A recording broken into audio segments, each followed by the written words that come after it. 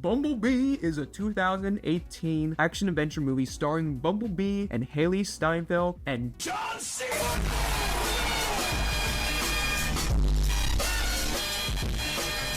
In this film, it's directed by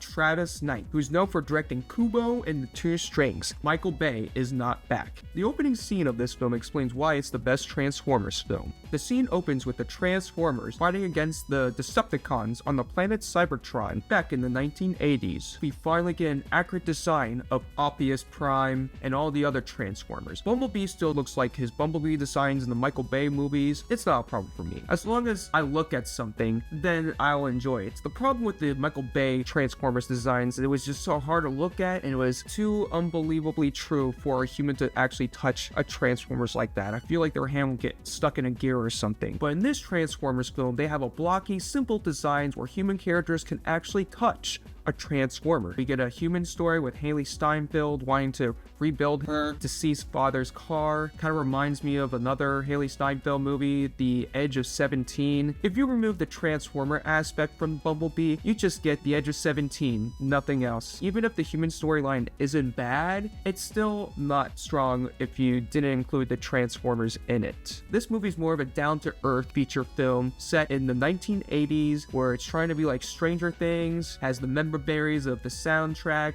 Remember this song? Remember this music? Do you remember this soundtrack? Do you remember the Smiths? Has a lot of memorable moments in this feature film, but it doesn't take up the entirety of what the film is trying to be about. Whereas the relationship between this teenage girl and this robot who can transform into a car. Megatron is back. Just kidding, he's not back. The villains are two generic Decepticons looking for Bumblebee across planet Earth. They team up with John Cena and the government to find Bumblebee, and then we get this scene where John Cena is self-aware of what this movie is all about. They literally call themselves Decepticons.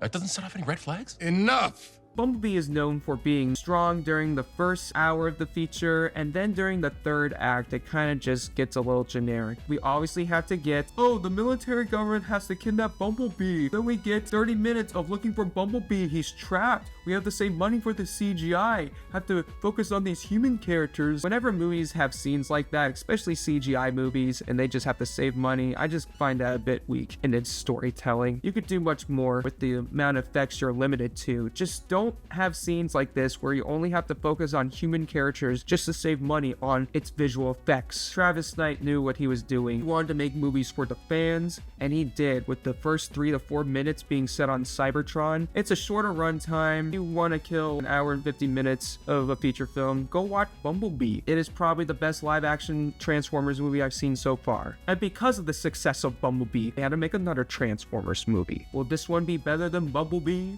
Time to find out. Transformers Rise of the Beast is directed by Stephen Caple Jr., who's known for directing Creed 2, and I love Creed 2. I was pretty shocked to find out that he was the director of this film, because I can kind of see some comparisons with what he was trying to craft with Rise of the Beast. I think he wanted to make a personal story with Transformers, doing some cool action scenes, and introducing the Beast Wars. This is a story about two brothers in a van.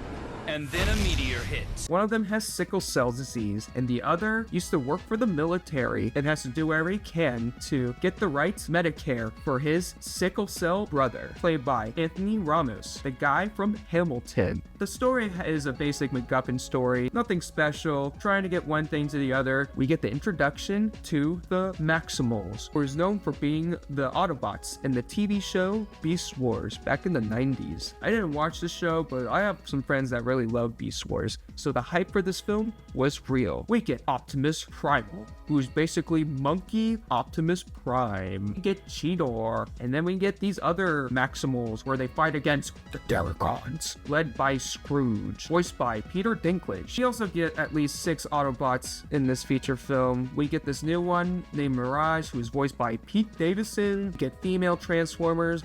Bumblebee is back. he gets killed off and then he gets brought back for some reason. I feel like the Maxwells were taken as a backseat in this type of story, which is disappointing for a bunch of Beast Wars fans because it's called Rise of the Beast. But at least the action scenes are pretty cool. The climax action scene is pretty sick. You finally get to see human characters fight against other Transformers. I thought that was really cool. You also get a setup to G.I. Joe. Rise of the Beast is a mid film. It's not bad, but it's not good. Optimus Prime at this point sounds like an old man. Peter Cullen has been voicing Optimus Prime for over 40 years now. The man is approaching his mid-80s. At this point, he's just getting old. We believe that the battle with darkness will continue till all are one. Now that we got Rise of the Beast taken care of, it is time to transition the live-action Transformers films to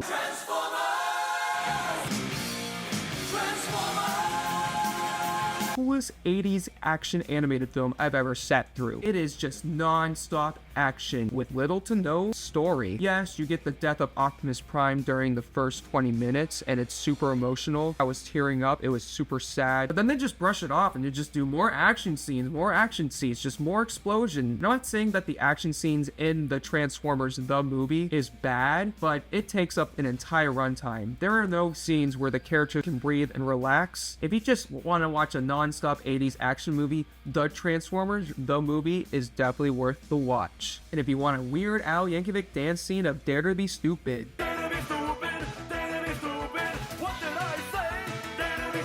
the reason why they killed Optimus Prime in this film is because they wanted to bring in a new toy line of the next generation of Transformers toys. It didn't work out, so people got pissed and they decided to bring back Optimus Prime in Season 3 of the Transformers animated series. The animation is amazing. I just love this type of animation. Definitely kicks it up a point just because of how spectacle this hand-drawn style was in this feature film. If you love 80s spectacle action animated films, the Transformers the movie is worth the watch. Now it's time for the grand finale of the final Transformers movie.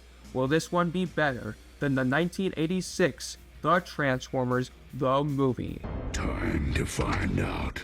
Transformers 1 is the best Transformers movie ever made. This film is more than meets the eye. It is a story about two brothers Two brothers. It's just called Two Brothers. who end up becoming Optimus Pringles and Megadick as they work together to find the matrix of leadership on the planet Cybertron for their leader, Sentinel Prime. They team up with Bumblebee and this female Transformer where they discover there's more than meets the eye. This is hands down the greatest Transformers movie ever made. This was directed by the same guy who made Toy Story 4. Are you kidding me? This is a perfect director. When I saw the trailers for Transformers 1, I hated it. It felt like a generic kids movie with the generic pop culture song played in every single trailer. It wasn't buying my attention. But then through word of mouth, I discovered that Transformers 1 is actually really good. This movie made me a Transformers fan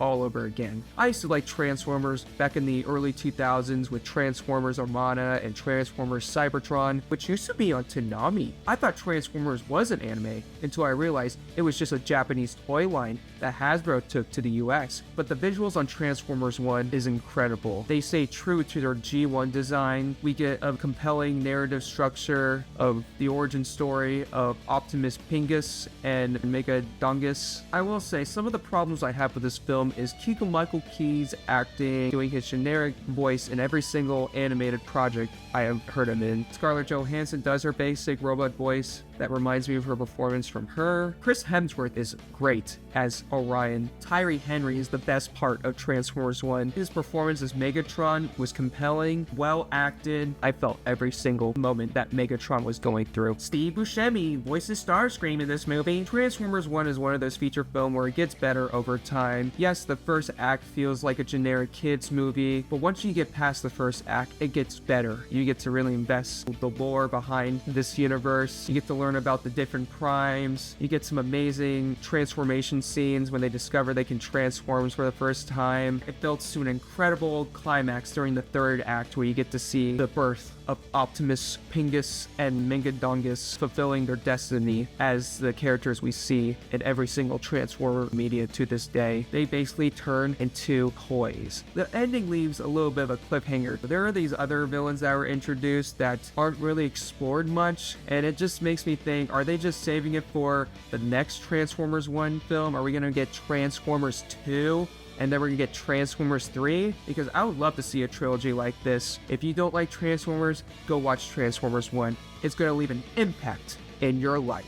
And that is all I gotta say about these Transformers movies. Thank you for checking this video out, and I'll see you in the next video. Take care. Optimus Prime? He's Jewish?